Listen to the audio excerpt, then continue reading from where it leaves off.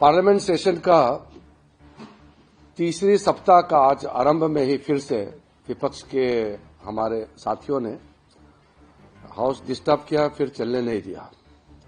आज बहुत ही महत्वपूर्ण नेशनल स्पोर्ट्स गवर्नेंस बिल और national anti doping amendment bill, दो बिल को एक साथ मिलकर के चर्चा करने के लिए तय किया गया था और 2 दिन चर्चा करने के लिए सबने कहा कि स्पोर्ट्स का मामला है, हमारा देश के लिए जो खिलाड़ी है उनके लिए और खेल को आगे बढ़ाना सब चाहते हैं। खेल और खिलाड़ी के लिए महत्वपूर्ण बिल चर्चा करना था, लेकिन इसको भी डिस्टर्ब किया। फिर भी हम लोग ने जबरदस्ती पारित नहीं किया। हम लोग फिर से कल रिक्वेस्ट करेंगे। हम नहीं चाहते कि स्पोर्ट्स जैसे महत्वपूर्ण बिल बिना चर्चा के पारित हो, वरना हमारे पास संख्या है, बार बार डिस्टर्बेंस हो रहा है। फिर भी सरकार की ओर से हम ये संदेश अपोजिशन पार्टी को देना चाहते हैं कि हम चर्चा चाहते हैं और बिना चर्चा किए कोई बिल पारित नहीं करना चाहते हैं। मजबूरन कभी कभी जब बिल बिल्कुल पास करना है और जब हमारे पास कोई चारा नहीं है, तब जाकर के हंगामा में कम चर्चा करके पारित भी होता है।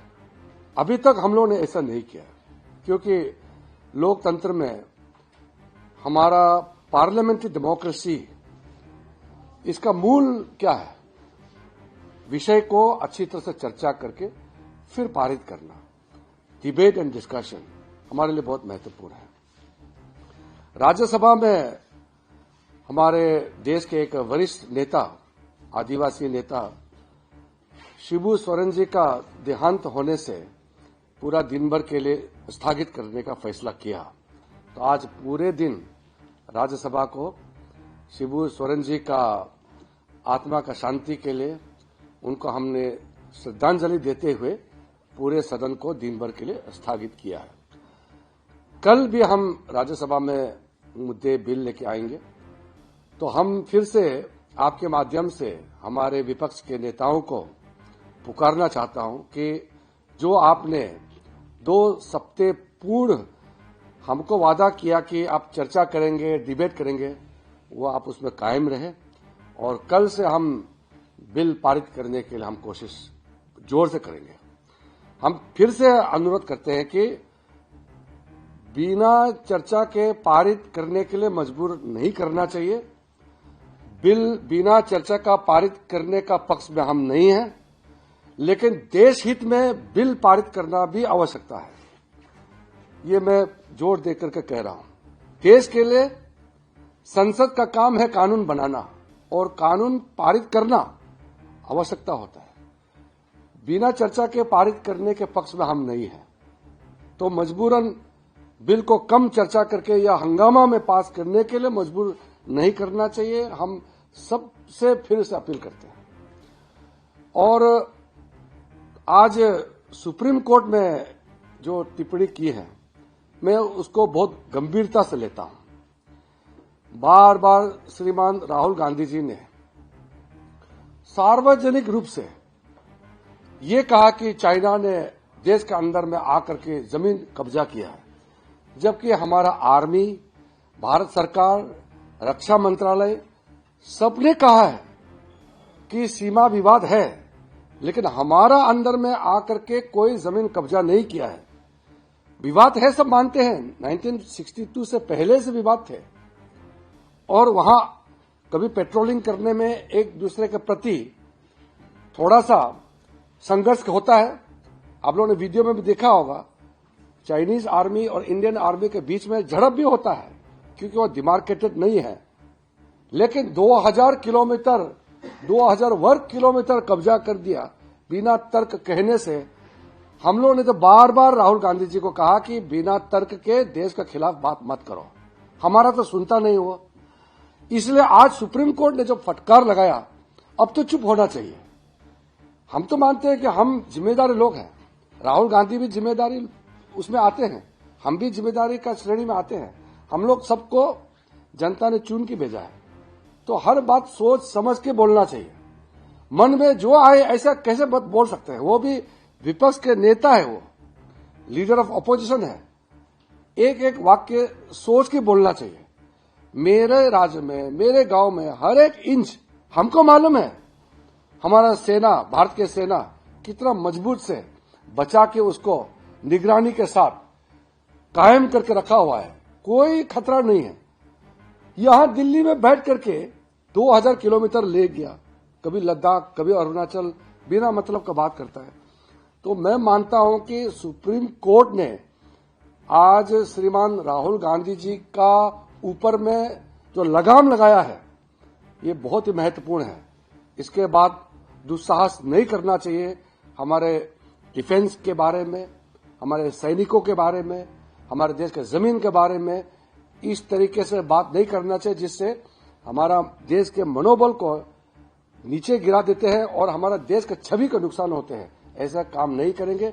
मैं मानता हूं कि आज के बाद राहुल गांधी जी भी सुधर जाएंगे और कांग्रेस पार्टी भी सुधर जाना चाहिए।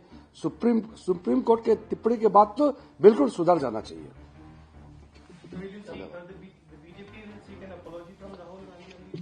That Supreme Court has already made a very strong observation. Supreme Court has straightforward rebuked Sri Rahul Gandhi ji for making unsubstantiated claim that thousands of square kilometers of Indian territory are being occupied by the Chinese army. This kind of statement from the leader of opposition is extremely harmful for the nation and it demoralizes our forces. So we have been making appeal to Sri Rahul Gandhi not to make such kind of unsubstantiated statement. But he doesn't listen to us. I'm very happy that at least Supreme Court has now given him a warning. It's a straightforward rebuke that as an Indian, Sri Rahul Gandhi should not speak like that. This is a very strong statement. How can an Indian speak against the interests of India? This is something, a lesson for all those who are Indian by status and citizenship, but keep on demonizing Indian institution and our Indian interests all the time. So I feel that this kind of strong observation from the Honorable Supreme Court is very befitting and timely. So Supreme Court has also asked if Rahul Gandhi has any credible material to support the claims which he makes. Do you think that if he has any credible material, he should put this forward? There are only three possibilities. One is the government of India or the army itself who are guarding the territory. If they provide evidence, that should be treated as a official document. That is a proper way of getting the information. So government is supposed to provide the correct information. So government has already given the information about how well our territory is being secured. Second possibility is Rahul Gandhi might have got the information from the Chinese government or Chinese authority. Where else it can come? Either from government of India or government of China. Or third is self-fabricated, self-created, self-cooked story. So Rahul Gandhi has to tell whether his claim of Chinese occupation of Indian territory is from government of India source or Chinese source or is his own creation. I had already made statement in the parliament that day that in Arunachal Pradesh, a small portion of land is occupied by the Chinese, and that was occupied in 1959 and some more in 1962. Thereafter, no territory, not even an inch, is occupied by the Chinese. Our territory is extremely safe, secured. Our forces are doing their duty. So let us not make any kind of statement against our own country. That portion is still occupied by the Chinese. Yeah, that Longju towards Asapila side. That they have made the camp. That was 1959. We lost our Assam Rifle Jawans. that time in 1959. इस तरह से supreme court ने नसीहत दी है sir कि आप social media या बाहर बोलने से बेहतर है, अगर कोई तथ्य है या सवाल पूछना है तो संसद के अंदर पूछे। उस दिन भी आप जब अखिलेश ने टिप्पणी की थी तब आपने जवाब भी दिया था। तो क्या राहुल गांधी इस नसीहत को हम मानेंगे कि कोई तथ्य हो तो संसद में बोले? राहुल गांधी जी हमारा बात तो सुनते नहीं है, कम से कम सुप्रीम कोर्ट का तो बात माने। सुप्रीम कोर्ट का तो जरूर मानना चाहिए। So you are not initiated to take back that land from China. That is, I'm saying that is 59. But right now, How can I make a comment which has happened more than 60 years back? Sir, many opposition parties have suggested. एक minute ना। Sir, many opposition parties have suggested that if not working on the election commission can be discussed in the parliament because election commission, as you said, is not the party. Regarding special intensive revision of the election commission, this is not the first time that the election commission of India has carried out special intensive revision. Secondly, the honorable speaker had already informed the house that the former speaker, late Balram Jakarji, had already made an observation and ruling in the Lok Sabha that the functioning within the election commission cannot be discussed in the house. If there are issues which are related to electoral reforms, then there can be discussion. But special intensive revision is a functioning and administrative action of the Election Commission of India. This is not by an order of the Government of India. So this distinction has already been informed, and Honorable Speaker has already informed in the House and outside in the Business Advisory Committee meeting also. This was informed. Despite that, they are coming with placards, sloganeering, creating ruckus in the House, doing dharna. I feel that attacking Election Commission of India, attacking the judiciary is attacking the democracy itself. It's amounting to attacking at the heart of India. One should not weaken the constitutional institutions of our country. नहीं, मैंने तो इसका तो संकेत आपको दे दिया कि हम बिना चर्चा के कोई बिल पारित का पक्ष में नहीं है, लेकिन ऐसा मजबूरन करने का नौबत नहीं आना चाहिए, मैं ये उम्मीद करता हूँ। But if the logjam continues, because there are many crucial bills like yours. We have some more days, we have sufficient days, so I'm not making any specific comment. देखिए, मैं एक बात आपको बता दूं, कांग्रेस के और अलग अलग पार्टी के कई एमपी से हमने बात किया।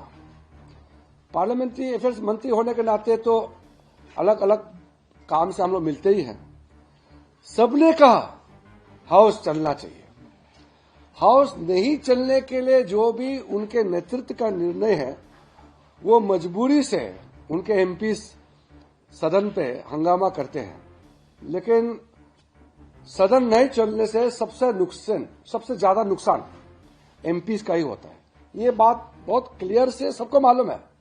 पार्लियामेंट चलता है तो एमपीज को सरकार से जवाब मांगने का मौका मिलता है, सवाल पूछने का मौका मिलता है, फिर सरकार जवाब देना है, क्योंकि लोकतंत्र है, जवाब देना ही है। जब पार्लियामेंट ही नहीं चलेगा तो सवाल भी नहीं पूछेगा, फिर सरकार जवाब भी नहीं दे पाएगा। तो ये तो एक तरीके से लोकतंत्र को कितना हानि होता है। इसलिए मैं नाम नहीं लेता हूं, क्योंकि कई एमपीज के अपना मजबूरियां हैं, उनके नेता के सामने में उनका छवि खराब होता है। फिर भी मुझे प्राइवेटली कई एमपीज ने कहा है कि सदन नहीं चलने से, पार्लियामेंट में गतिरोध होने से एमपीज का बहुत नुकसान होता है, क्योंकि उसके पार्लियामेंट्री कॉन्स्टिट्यूएंसी में लोग जो वोट दे के एमपी बनाते हैं, उनको क्या जवाब देंगे? आपको पार्लियामेंट का समय बर्बाद करने के लिए भेजा है कि अपना क्षेत्र के बारे में पार्लियामेंट में सवाल जवाब के लिए भेजा है? तो जनता तो पूछेगा ही ना। हंगामा से चुनाव नहीं जीतता है, तर्क के साथ देश के लिए काम करने से चुनाव जीतता है। No, normally, you know the rule. We don't discuss about the neighboring countries or any other country in our parliament. वो तो शेड्यूल आउट हो गया, पार्लियामेंट बिल्डिंग में चुनाव होगा बस। They had suggested to speaker, opposition leader suggested that you can conduct a discussion on electoral reforms or voters. That can be. See, whenever Ministry of Law and Justice come up with some bill for electoral reforms, then we can discuss.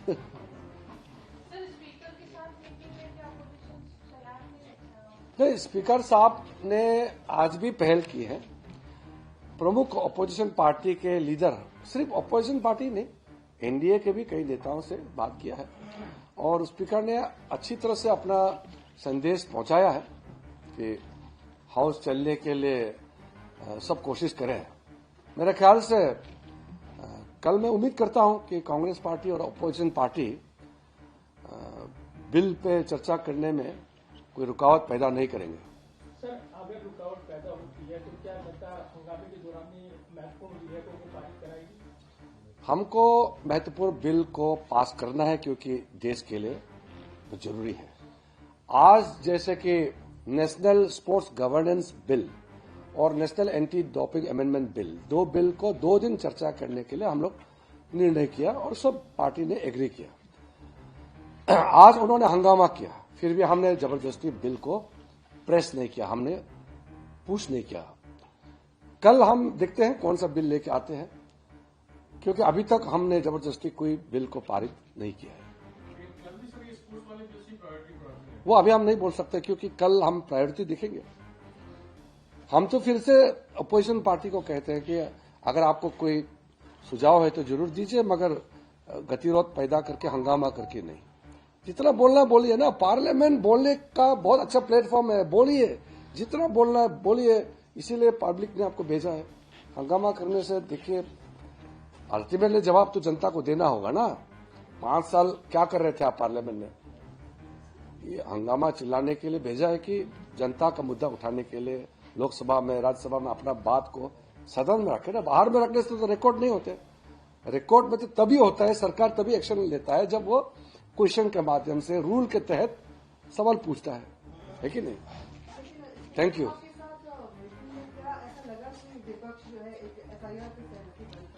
SIR में तो संदेश दे दिया, बाकी में मुझे लगता है कि पॉजिटिव मीटिंग हुई है। आज स्पीकर साहब और अपोजिशन पार्टी के बीच में जो बात हुआ है उससे मुझे लगता है कि कल हाउस चलाने में मदद मिलेगा, ऐसे मुझे लग रहा है अभी।